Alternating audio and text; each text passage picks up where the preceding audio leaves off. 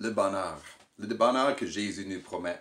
Ce bien-être global, complet, dans votre relation avec Dieu, avec les autres, avec les circonstances de votre vie. Mais vraiment, il y a des chrétiens qui disent « Je ne me sens pas heureux ».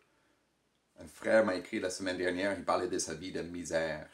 Et c'est la raison pour laquelle il y a des chrétiens qui disent « Le bonheur dont Jésus parle, c'est pour plus tard, dans l'éternité ». D'autres chrétiens disent « Mais non, je vis le bonheur maintenant ». Mais eux aussi ils peuvent dire « Ça peut aller mieux ». J'aime beaucoup ce que j'ai lu d'un auteur la semaine dernière. Il dit « Nous vivons en bonheur ». Puis tout de suite, nous sommes à la recherche de notre bonheur, de notre forme, de notre façon. Le bonheur, dit-il, est toujours un peu plus loin. Dans les béatitudes, Jésus parle du maintenant et il voit plus loin. Il dit dans les béatitudes, « Heureux êtes-vous, là, maintenant. » Mais aussi, il dit, « Heureux serez-vous, à venir. » Il décrit le présent et l'avenir, et d'un bonheur parfait, inimaginable. C'est un peu comme si vous êtes demandé de préparer un gâteau de mariage.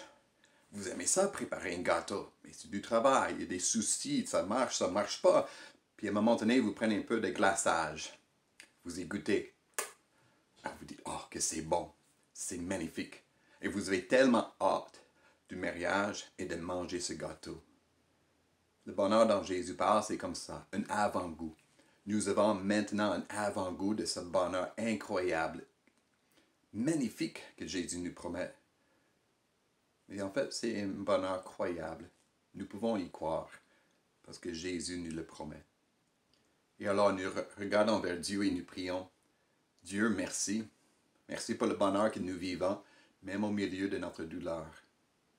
Donne-nous de croire la promesse de Jésus d'un bonheur magnifique. Amen.